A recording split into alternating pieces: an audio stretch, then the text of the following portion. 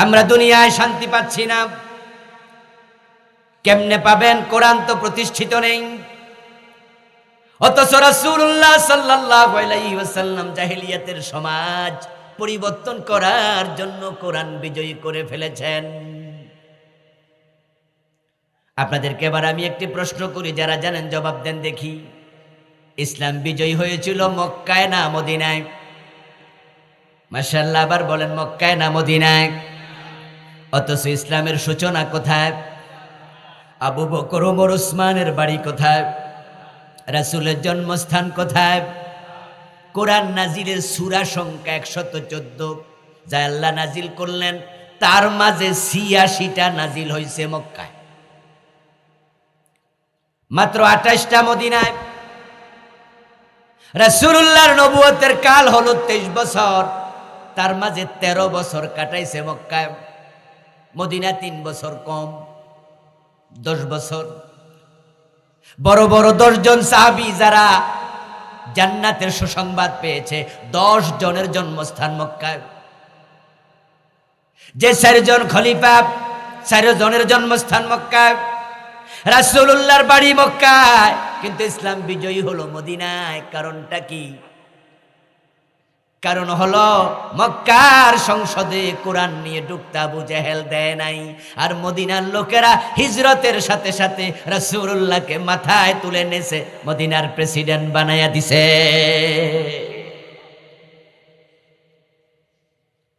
দিন বিজয়ের জন্য আল্লাহর কোরআনকে সংসদে নেয়া লাগে, আল্লাহর কোরআনকে সংসদে নেয়া লাগে।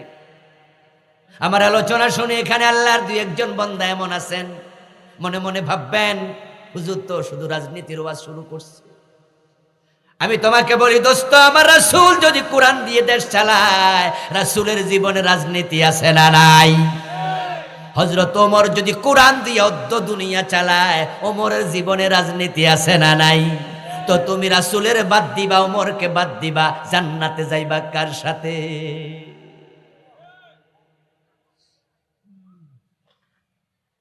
মসজিদে যাওয়ার পরে সব মুসল্লি রাসূলকে মানে, আশ্চর্য মুসলমান। সংসদে গেলে আর মানি না।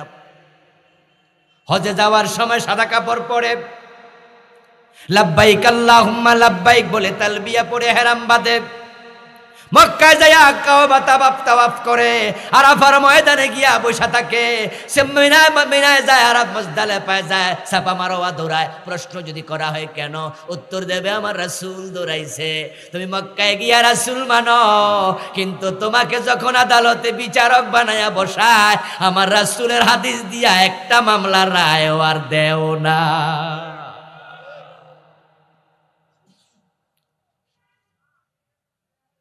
আপনারা যারা মসজিদে ঢোকেন, কোন পা দিয়া ঢোকেন? সবাই কথা বলেন দয়া করে, কোন পা? বের হতে কোন পা? কারণটা কি? কারণটা কি? সবাই মিলে এখানে সবাই ডান পা দিলেন কেন? উত্তর শুধু একটা, আমার রাসূল ডান পা দিয়া ঢুকেছে। মসজিদে ঢুকতে ডান পা দেওয়ার ব্যাপারে আমরা যেমন একমত হয়ে গেলাম, বের হতে বাম পা দেওয়ার ব্যাপারে একমত হয়ে গেলাম। যদি আল্লাহর কোরআন দিয়া দেশ চালানোর ব্যাপারে একমত হতাম, তাহলে কোরআনের বিজয় কোনো জালেম ঠেকাতে পারবে না।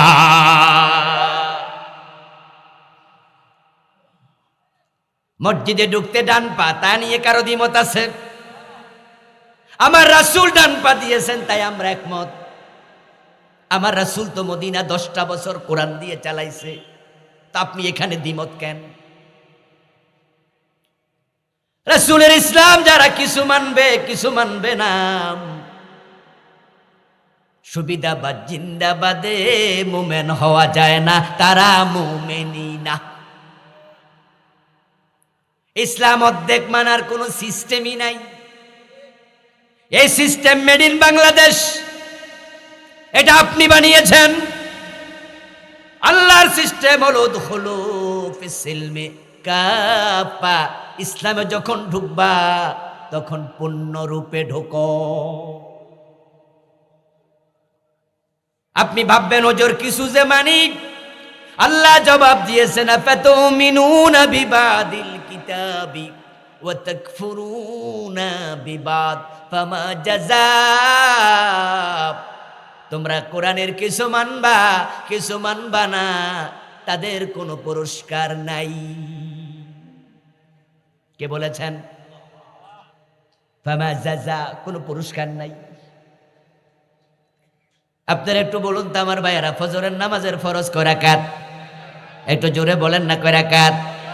এক রাকাত যদি সূরা ইয়াসিন দিয়া ভালো করে পড়লেন, আর এক রাকাত না পড়ে বাড়ি সরে গেলেন, সওয়াব হবে অর্ধেক, ঠিক না?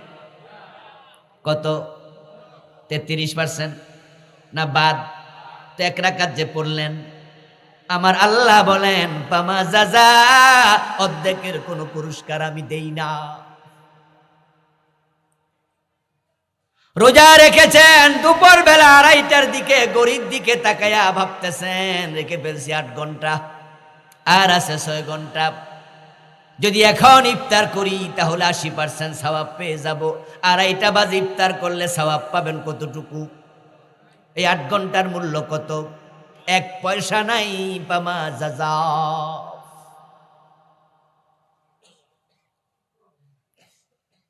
কোরআন আল্লাহ তাআলা দিলেন, নামাজ পড়ো, রোজা রাখো, হজ করো, যাকাত দাও।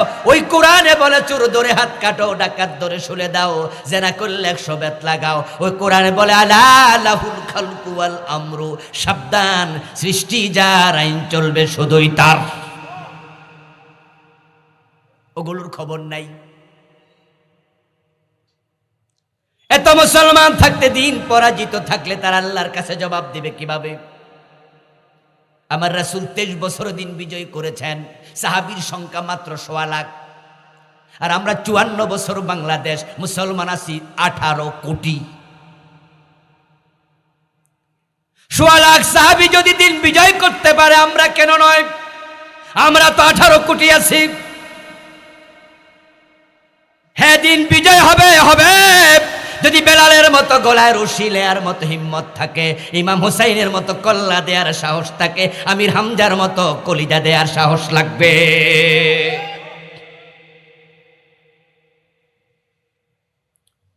অগাস্ট বিপ্লব আমাদেরকে সাহস জুগিয়েছে।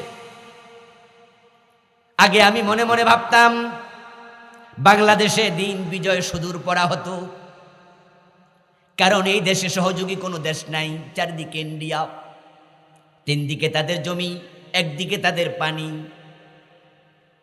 এই দেশে একটা সুই আসবে বিদেশ থেকে, সে সুযোগ নাই, ইন্ডিয়া আসতে দেবে না। এখন এই জালেমদের বিরুদ্ধে জিহাদ করতে হলে অস্ত্র লাগবে, প্রশিক্ষণ লাগবে। অস্ত্র পাবো কোথায়? প্রশিক্ষণ দেবে কে? শুধু মাইর খাইয়া মরতে হবে, দিন বিজয় হবে না। কিন্তু অগাস্ট বিপ্লবে দেখলাম যে বিজয়ের জন্য অস্ত্র লাগে না, শুধু সাহস লাগে।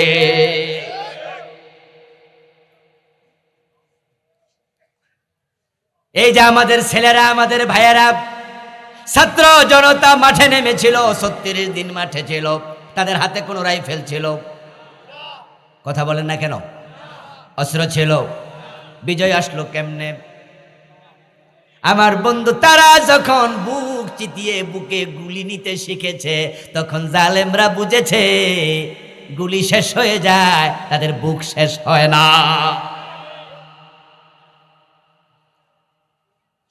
আমাদের একজন ভবন বিশ্ববিদ্যালয়ের প্রফেসর, তিনি এসে পত্রিকার রিপোর্টারের সামনে, সাংবাদিকের সামনে বললেন, কয়জন মারবা?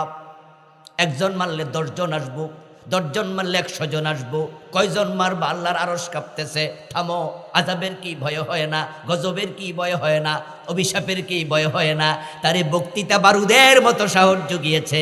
সত্যি তাই হলো, আলহামদুলিল্লাহ। এক সময় গুলি দেয়া বন্ধ হয়ে গেল। যেই সেনাবাহিনীর প্রধান উনি নিয়োগ দিয়েছেন, তার আত্মীয়, তিনি দৌড়ে গিয়ে বলছেন, ম্যাডাম 45 মিনিটের বেশি সময় নাই, তাড়াতাড়ি পালান, পালিয়ে যান।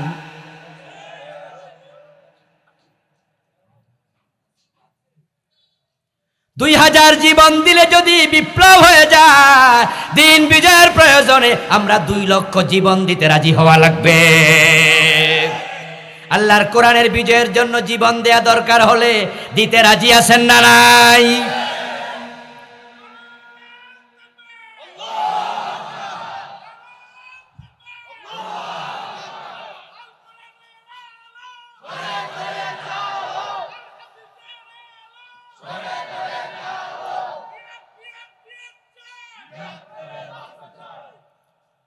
আমার প্রিয় ভাই, রাসূলুল্লাহ সাল্লাল্লাহু আলাইহি ওয়াসাল্লাম কোরআনের বিজয় করলেন একা নয়, একা নয়। প্রিয় নবীজি বলছেন, কানাত বানু ইসরাঈলা তাসুসুহুমুল আম্বিয়া। বনি ইসরাইলের নবীরা তারা নেতৃত্ব দিয়েছেন, নেতা ছিলেন, নেতা। হযরত সুলাইমান তো এত বড় নেতা ছিলেন, তামাম পৃথিবীর অসংখ্য মাখলুক ওনার কথা মেনে চলতো, শুধু মানুষ নয়। জিনেরা ওনার কথা শুনতো, বাতাস ওনার কথা শুনতো। আমরা গাড়িতে চড়ি, ঘোড়ায় চড়ি, সুলাইমান নবী বাতাসের উপরে চড়তেন। কোরআনে আল্লাহ বলছেন, ওয়ালি সুলাইমান আর-রিহ, আমি বাতাসকে নবী সুলাইমানের অনুগত বানাইয়া দিছি। হযরত দাউদ আলাইহিস সালাম প্রেসিডেন্ট ছিলেন, শাসন করেছেন। বনি ইসরাইলের নবীরা নেতা ছিল, তারা সবাই বাদশা ছিল, প্রেসিডেন্ট ছিল। দিন তারা বিজয় করেছে, কারণ দিন যদি পরাজিত থাকে, সমাজে দিন মানার পরিবেশ থাকে না। ঠিক মসজিদের পাশের দোকানে বসে বসে চা খায়, বিড়ি খায়, নামাজের সময় নামাজে যায় না, এমন দোকান এলাকায় আছে না নাই? কিচ্ছু করার নাই, কারণ সালাত প্রতিষ্ঠিত নাই। বাইতুল মুকাররম মসজিদে গেলে দেখবেন দোতলায় নামাজ চলতেছে, নিচতলায় রমরমা বেচা কেনা চলছে, অথচ নামাজের আজান হলে দোকান বন্ধ করতে হবে, এমন অর্ডার আল্লাহর কোরআনে আছে না নাই? 53 বছরের বাংলাদেশে আজানের পর দোকান বন্ধ করা হয়েছে, এমন ইতিহাস একদিনের জন্য নেই।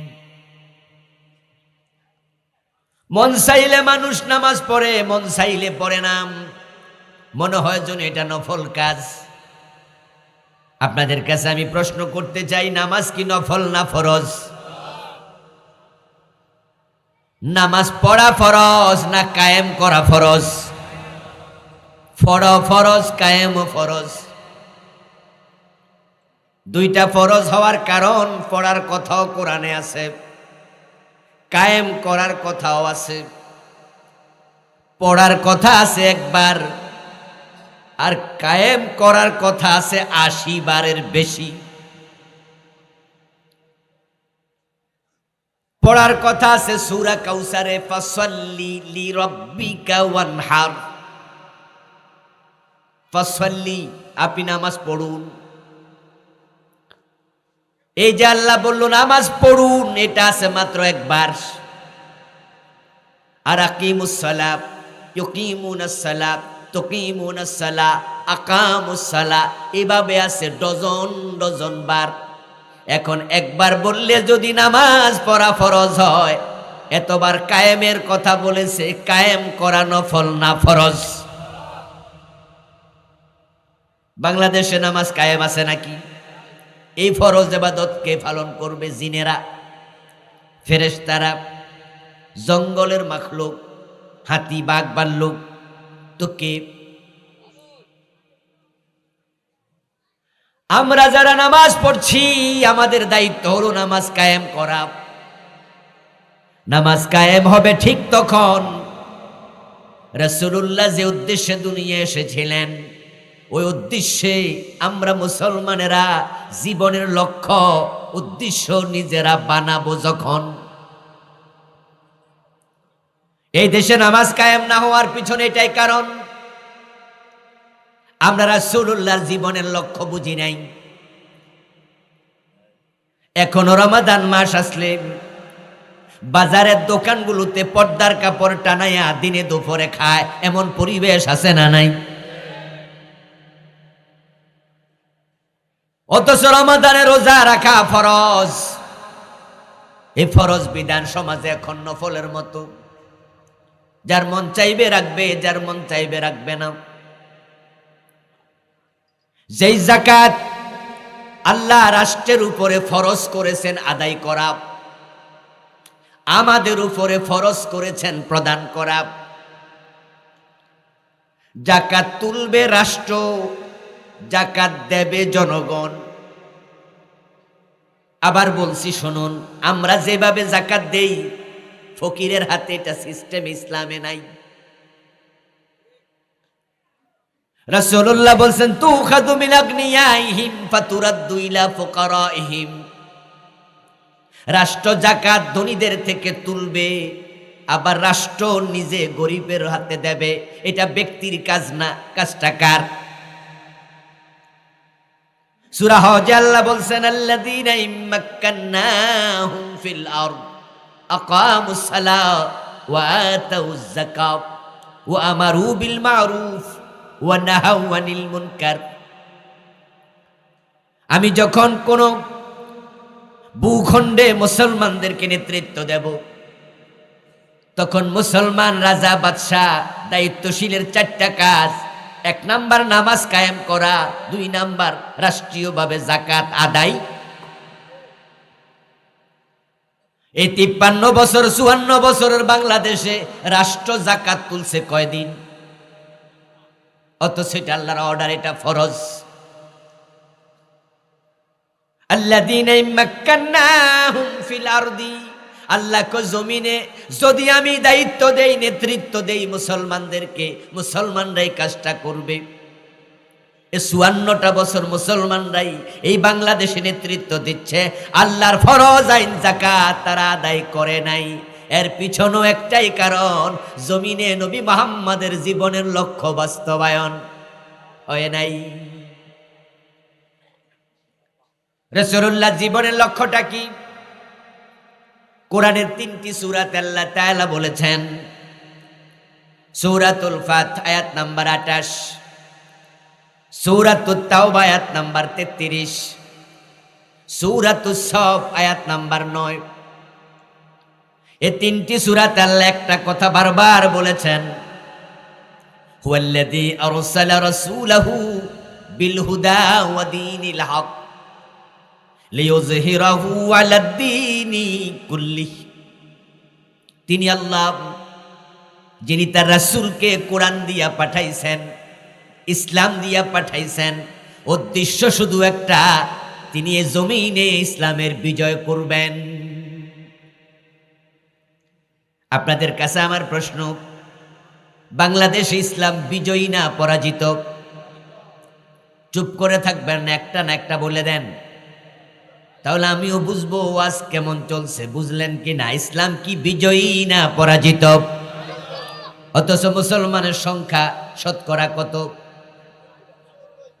92, আগে ছিল 90। গত 2 বছর আগে জনশুমারি হয়েছে, ওখানে রেজাল্ট বের করলো তারা 2% নাকি বাড়ছে, এখন 92। মুসলমান 92, ইসলাম পরাজিত। মানে দাঁড়ালো মুসলমানেরা তাদের দায়িত্ব পালনে ব্যর্থ, ঠিক না? এবার বলুন তো, আমাদের দেশে ইসলাম যে পরাজিত, হিন্দুদের কারণে, বৌদ্ধদের কারণে, খ্রিস্টানদের কারণে, নাকি আমাদের অবহেলার কারণে? এখানে আপনারা যারা আছেন তারা আমার কথা একটু জবাব দিয়েন। আমরা মুসলমানরা যদি এ দেশে ইসলাম কায়েম করতে চাই, এ দেশের হিন্দুরা কি আমাদের বিরুদ্ধে লাঠি নিয়ে দাঁড়ানোর সাহস আছে?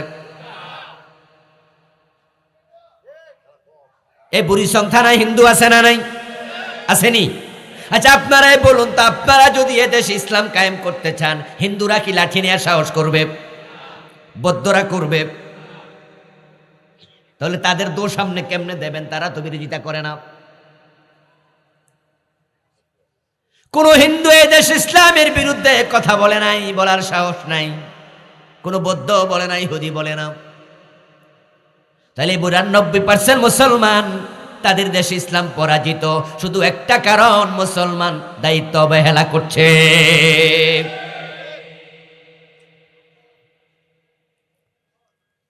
অথচ রাসূলুল্লাহ সাল্লাল্লাহু আলাইহি ওয়াসাল্লাম বলছেন, আল ইসলামু ইয়ালু ওয়া লা ইউলা।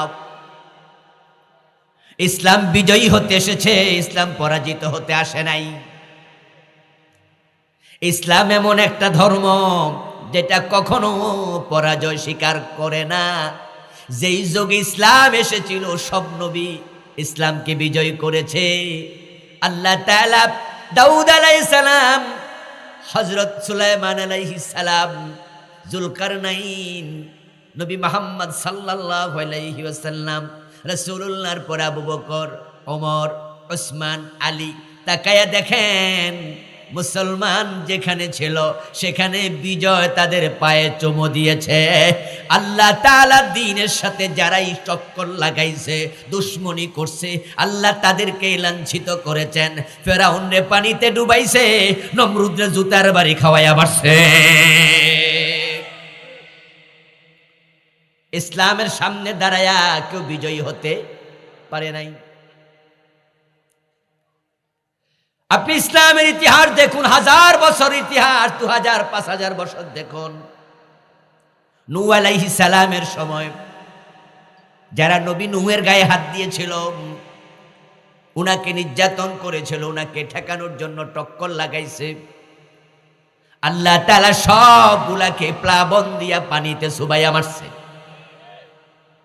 নূহের যুগের প্লাবনের কথা আল্লাহর কোরআনে আছে না নাই?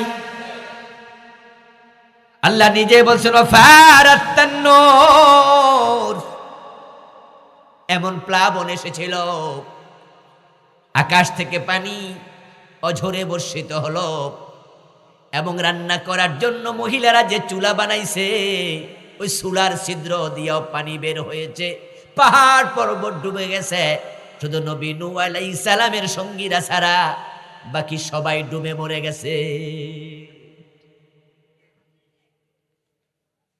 হযরত নূহ আলাইহিস সালাম বিজয়ী হয়েছিলেন, জালেমরা হয়েছে পরাজিত। ইব্রাহিম আলাইহিস সালামের সাথে নমরুদ টক্কর লাগাইয়া দিল, এবং টক্কর লাগানোর এক পর্যায়ে গিয়া সে এতটা অহংকারী হলো, নিজেকে ইব্রাহিম আলাইহিস সালামের সামনে খোদা দাবি করে বসেছে। কোরআনে আল্লাহ বলেছেন, আলাম তারা ইলাল্লাযী হাজ্জা ইব্রাহিম ফি রাব্বিহি আন আতাহুল্লাহুল মুলক। ও নবীজি মুহাম্মদ সাল্লাল্লাহু আলাইহি ওয়াসাল্লাম, আপনি লক্ষ্য করে দেখুন, আমি রাজত্ব দিয়েছি এক ব্যক্তিকে, সে ক্ষমতা পায়া ইব্রাহিমের সাথে আল্লাহর রুবুবিয়ত নিয়ে ঝগড়া শুরু করছে। সে নিজেকে এক পর্যায়ে রব দাবি করে।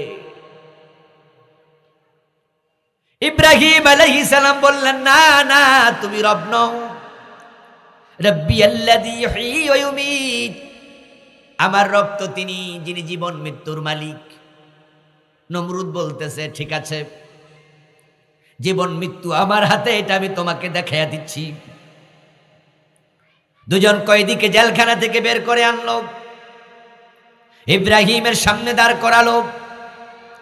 ইব্রাহিম আলাইহিস সালামের চোখের সামনে একজনের তলোয়ারে কোপ দিয়া কল্লা কেটে ফেললো, আরেকজনের দিকে ইশারা করে বলল, তুমি বাড়ি চলে যাও, জেলে যাওয়া লাগবে না। এবার ইব্রাহিম আলাইহিস সালামকে বলে, দেখো ইব্রাহিম, একজনকে মারলাম, আরেকজনকে ছাড়লাম, তুমি তো বলছো সেই রব যে জীবন মৃত্যুর মালিক, দেখো আমি তো জীবন মৃত্যুর মালিক। নাউজুবিল্লাহ। ইব্রাহিম আলাইহিস সালাম দেখলেন জাহেল কয় কি রে, সে নাকি জীবন মৃত্যুর মালিক।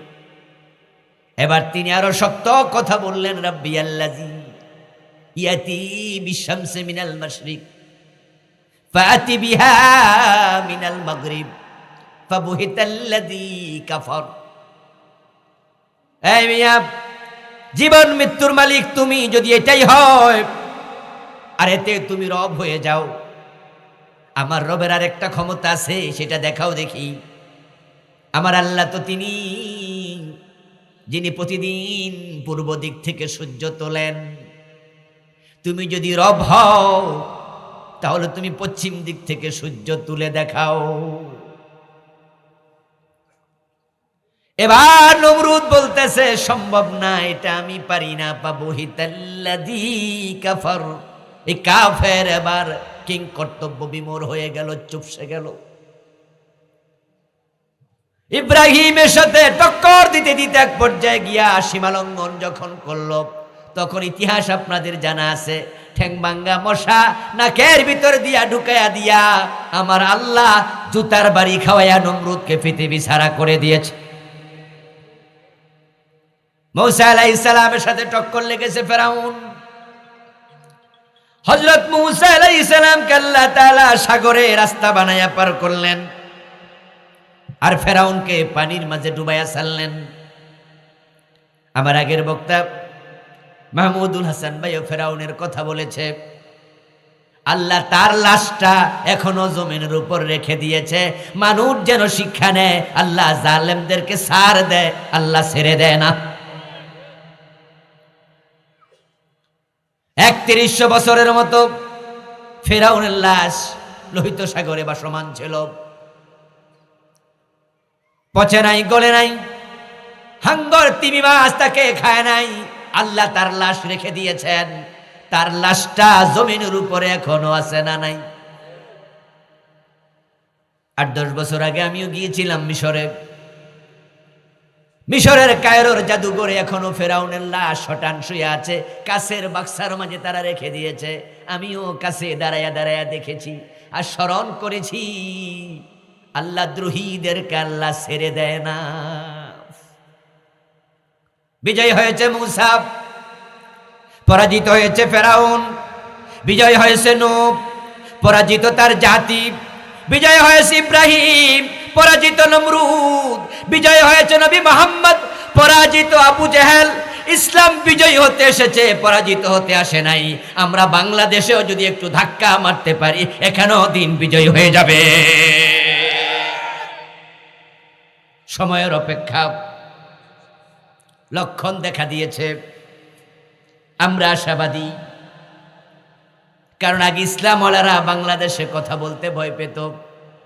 আলহামদুলিল্লাহ এমন পরিবর্তন আসছে, এখন জালেমরা মাথা নত করে থাকে, তারা ভয়ে কথা বলে না। আমরা আলেমরা এখন বুক ফুলে মাথা উঁচু করে কথা বলি। পরিবেশ দিয়েছেন কে? এই পরিবেশ কাজে লাগাতে হবে। ইসলাম বিজয়ী হতে এসেছে, পরাজিত হতে নয়। এখন বিজয়ী না হওয়ার পিছনে অবহেলা দায়ী। আর এই অবহেলা করা অবস্থায় যদি মারা যান, আল্লাহর সামনে আপনাকে জবাব দিতেই হবে। নবীজি মুহাম্মদ সাল্লাল্লাহু আলাইহি ওয়াসাল্লামকে দিন বিজয়ের দায়িত্ব দিয়ে আল্লাহ পৃথিবীতে যখন পাঠালেন, ওই যুগের নাম ছিল আইয়ামে জাহিলিয়া। মানুষগুলো এতটাই খারাপ ছিল যে তারা নিচে নামতে নামতে এত নিচেই নেমেছিল, যার নিচে নামার কোনো জায়গায় বাকি আর ছিল না। হানাহানি, মারামারি, কাটাকাটি, ছিনতাই, খুন, ধর্ষণ, অপহরণ, মেয়েদেরকে জীবিত প্রথিতকরণ, এমন কোনো অন্যায় নাই যেটা তারা করত না। কিন্তু রাসূল যখন কোরআন নিয়ে আসলেন, কোরআন সমাজে বিজয়ী হয়ে গেল। আমার রাসূল আইয়ামে জাহিলিয়ার নাম পরিবর্তন করে খায়রুল কুরুন নাম রেখে দিয়েছেন। তিনি বলেছেন, খায়রুল কুরুনি কারনি। ও দুনিয়ার মানুষ, তোমরা বলছো এটা জাহিলিয়ার যুগ, আমি নবী মুহাম্মদ বলে এটা দুনিয়ার সেরা যুগ। সুবহানাল্লাহ পড়েন। এটা দুনিয়ার সর্বশ্রেষ্ঠ যুগ। এমন পরিবর্তন হয়েছে অর্ধ দুনিয়া। হযরত ওমর যখন শাসন করেছেন, ওমর গাছতলায় একা একা ঘুমাইয়া থাকতেন, বডিগার্ডের প্রয়োজনই ছিল না। শান্তি এমন ভাবে এসে গেছে। মদিনা থেকে হযরত ওমর জেরুজালেম একা একা চলে গেছেন সফর করতে, 1000 কিলোমিটারের বেশি। শুধু ওটের রশি টানার জন্য একজন চাকর, সাথে কোনো বডিগার্ডের প্রয়োজন ছিলই না। যে আরবের মানুষ 2 দিন 3 দিন 5 দিন পর্যন্ত না খেয়ে থেকেছে, খাবারের অভাব ছিল, অভাবে চুরি ডাকাতি করত। কিন্তু ওমরের যুগে ইসলামের ইতিহাসে পাওয়া যায়, জাকাত বিভাগের কর্মচারী জাকাতের টাকা কাঁধে নিয়ে ঘরে জাকাত খাওয়ার লোক আর নাই। এই ইসলামে কোরআন বিজয়ী হতে এসেছে। কোরআন যদি বিজয়ী হয়, তাহলে মানুষ দুনিয়ায় পাবে শান্তি, আখিরাতে পাবে মুক্তি।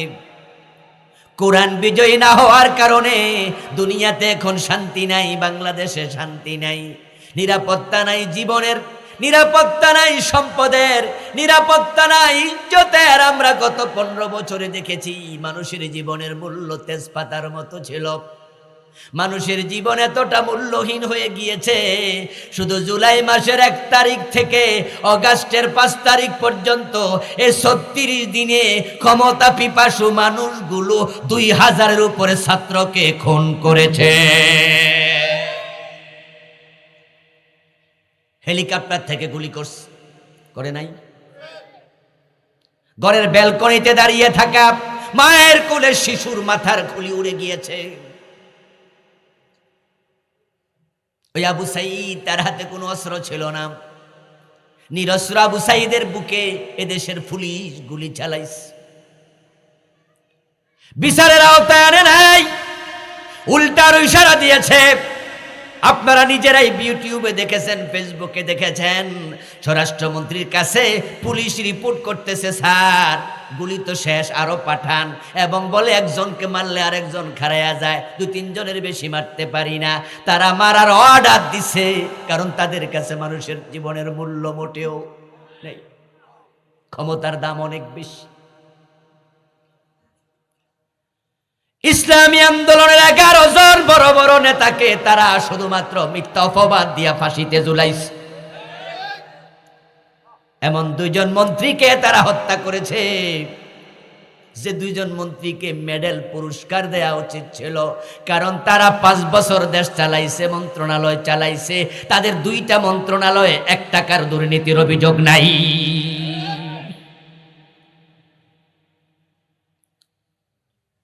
এই 2 জন মন্ত্রী 1 টাকা লুট করে নাই, দেশের 1টা টাকা তসরুপ করে নাই।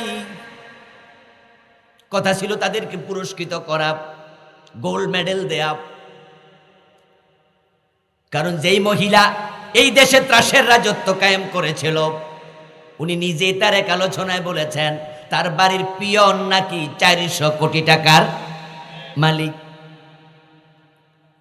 একজন পিয়ন যদি 400 কোটি টাকা লুট করে, উনারা মন্ত্রী হইয়া তো 4000 কোটি লুট করতে পারতেন, কিন্তু তারা 2 জন দেশের 1 টাকাও লুট করেন নাই। বিবেক যদি বন্ধক নিয়ে না থাকেন, আপনার বিবেক যদি মরে না যায়, তাহলে আমি আপনার কাছেও জবাব চাইব, একজন মন্ত্রী টাকা লুট করার সুযোগ আছে না নাই? তো তারা কেন করলো না? শুধুমাত্র একটা কারণ, যারা আল্লাহকে ভয় করে তারা অন্যের সম্পদ মেরে খেতে পারে না।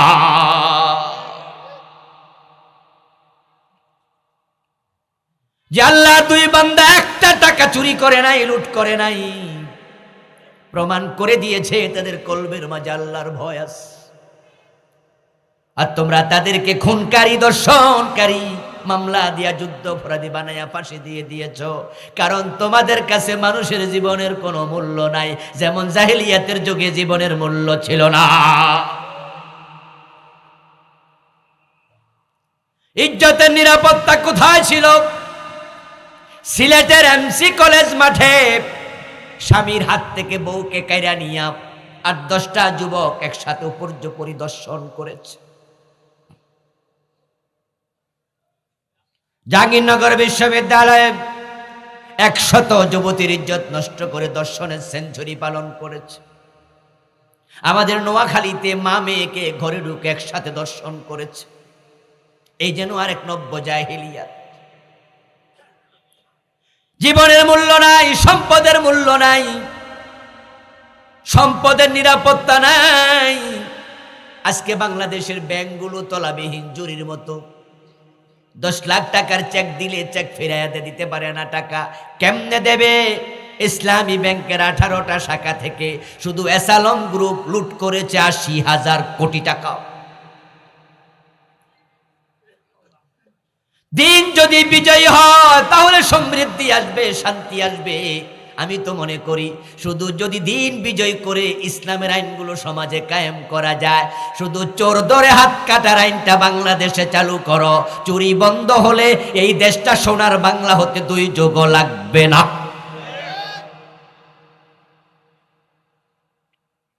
ইসলাম শব্দের যে কয়টা অর্থ আছে তার মাঝে একটা অর্থ হলো শান্তি। এখন বাংলাদেশে 92% মুসলিম, রাষ্ট্র ধর্ম ইসলাম, কিন্তু জীবনে শান্তি নাই, নিরাপত্তা নাই। এর পিছনে কারণ দিন আজকে পরাজিত, ইসলাম আজকে বাসবন্দি। এই কোরআন যেটা বিজয়ী হতে এসেছে এটাকে আমরা গিলাপ বেদে মাদ্রাসার তাকে রেখে দিয়েছি। যদি ইসলামকে, কোরআনকে মাদ্রাসার তাক থেকে সংসদে ঢুকানো যায়, দিন বিজয় হয়, সমাজে আবার শান্তি ফিরে আসবেই। ঘরের দরজা খুলে ঘুমাবেন, চুরি আর হবে না। হিন্দুর সুন্দরী মেয়ে গলায় নেকলেস পরে, স্বর্ণের চেইন পরে বাবার বাড়ি একা একা হেঁটে যাবে, শ্বশুর বাড়ি থেকে, বাবার বাড়ি থেকে শ্বশুর বাড়ি যাবে। সামনে দাঁড়াইয়া কোনো জালেম প্রশ্ন করবে না, মেয়ে কোথায় যাও? গায়ে হাত দেয়া দূরের কথা, স্বর্ণের চেইন তার গলা থেকে কেড়ে নেয়া দূরের কথা। এমন শান্তি আসবে দিন যদি কায়েম করা যায়। কারণ ঠেলার নাম বাবাজি, মায়ের উপরে ওষুধ নাই, বাংলা প্রবাদ আছে। ইসলামের আইন এত শক্ত, আল্লাহর নবী বলা, আমার মেয়ে ফাতেমা চুরি করলে ফাতেমার হাত কাটাই হবে।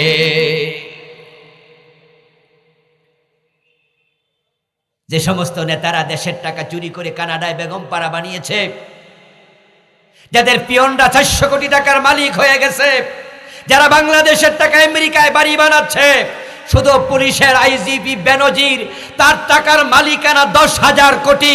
যদি ইসলামের আইনে হাত কাটা শুরু হয় আর এই জাতীয় জালেমদের হাত কেটে দেওয়া যায়, আগামী 50 বছর কোন নেতা চুরি করবে না।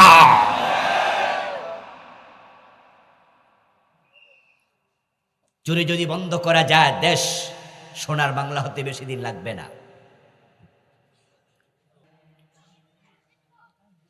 অপ্রিয় ভাইয়েরা, আপনি লক্ষ্য করুন, নবীজি বলেছেন যে ব্যক্তি কোনো বেগানা নারীর দিকে তাকাবে বদ নজরে, শাহওয়াতের নজরে, মান নাযারা ইলা মাহাসিন ইমরাআতিন আজনবিয়্যা সুব্বা ফি আইনাইহিল আনু ইয়াউমাল কিয়ামাহ।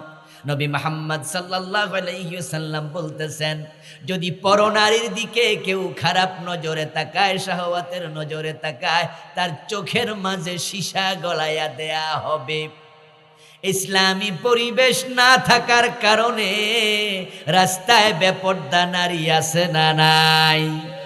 চোখ হেফাজত করা সহজ না কঠিন? চোখের ব্যাপারে আল্লাহর সামনে কি হবে?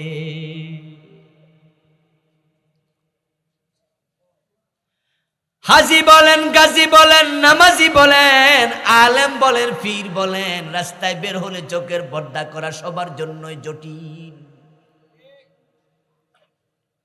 বিশেষ করে ঢাকায় যদি যাই, গুলশান বনানী অঞ্চলে এমন জায়গাও আছে ঢাকা শহরে, ভিআইপি জোন, যেখানে গেলে রাস্তার দুপাশে দেখা যায় এমন মেয়েরা হাঁটছে যাদের গায়ে ওড়নাটাও নাই।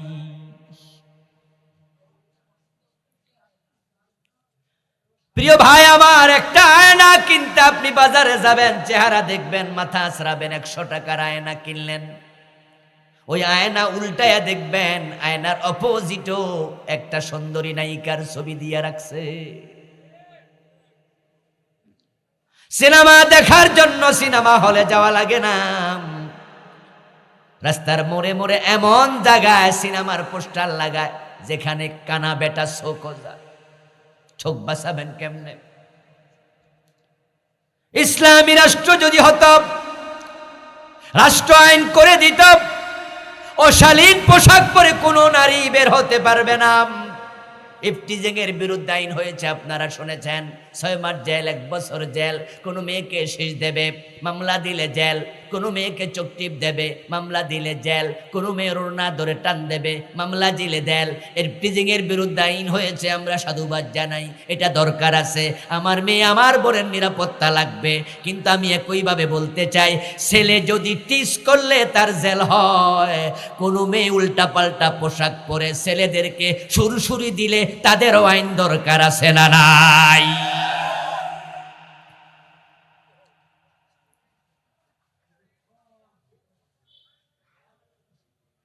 আপনি ইলিশ মাছ ভাজি করে বিড়ালের সামনে রেখে তারপরে বিলালকে বলবেন ইলিশ মাছ খাইলে 2 মাস জেল, বিলাল কি শুনবো?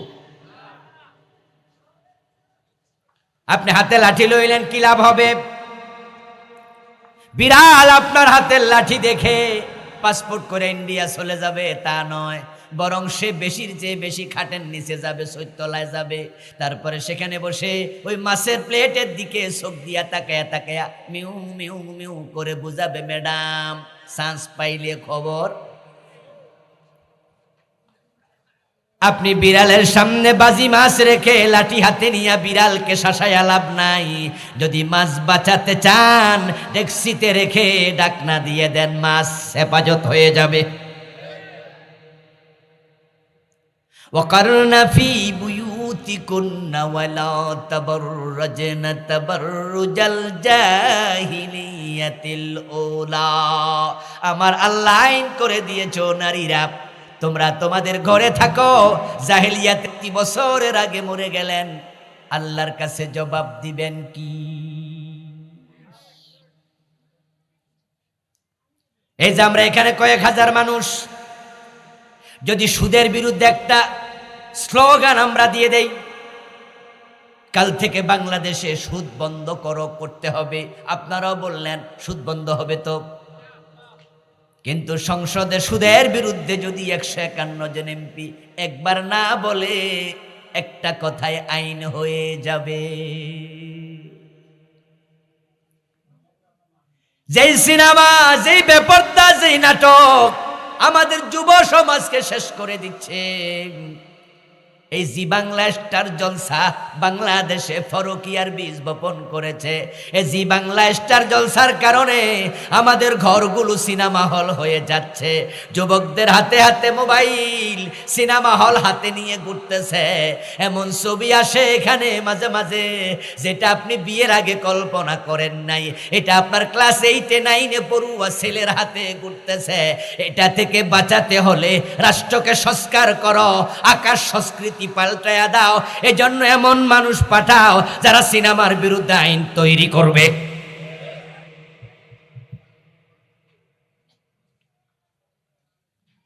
আগামী প্রজন্মকে আপনি কার হাতে রেখে যান? কার কাছে রেখে যাচ্ছেন? এই যে মোবাইল, এর মাঝে এখন এমন ছবি আছে, পুরা পৃথিবীর যত নেকেট সব এখানে।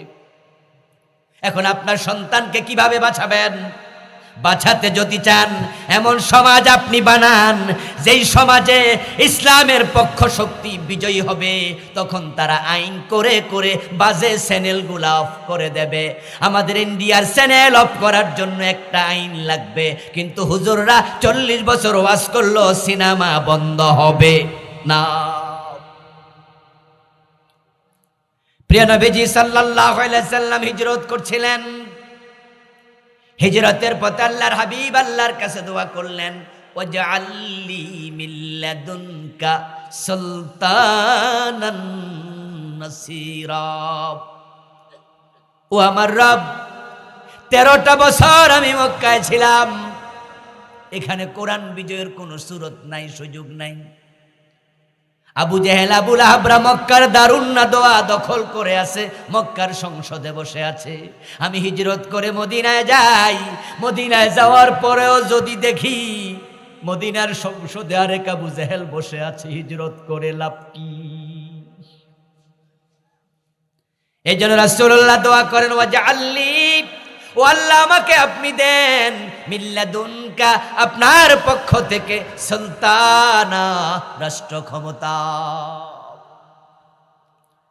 রাসূল আল্লাহর কাছে রাষ্ট্র ক্ষমতা চাইলেন, আল্লাহ কোরআনের আয়াত দিয়া রাসূলকে দোয়া শিখালেন। অথচ আমরা রাষ্ট্র ক্ষমতার ওয়াজ করলে আপনাদের ভালো লাগে না। হুজুর মানুষ, আপনার ক্ষমতার ওয়াজ কোন দরকার? আমার রাসূল যেই কাজ করে এই কাজ করা আমাদের জন্য আদর্শ। তাই রাষ্ট্র ক্ষমতার জন্য আমাদেরও চেষ্টা এবং দোয়া করা লাগবে।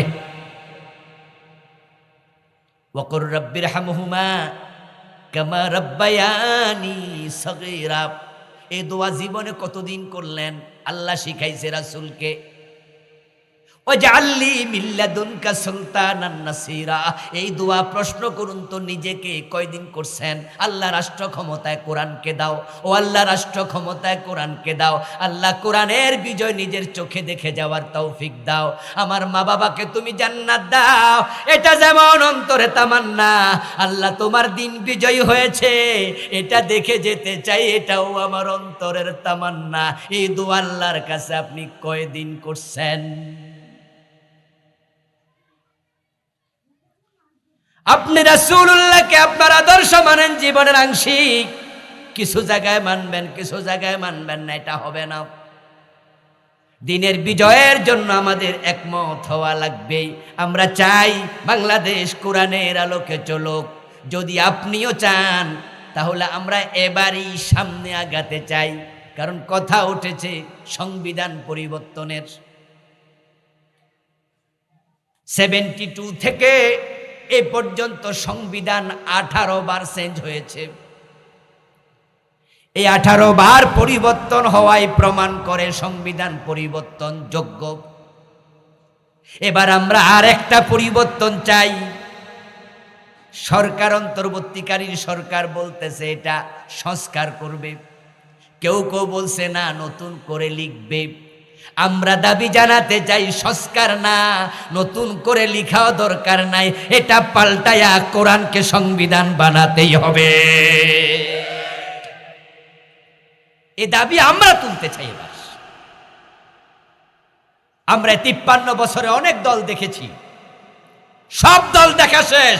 আগামীর বাংলাদেশ ও কোরআনের বাংলাদেশ।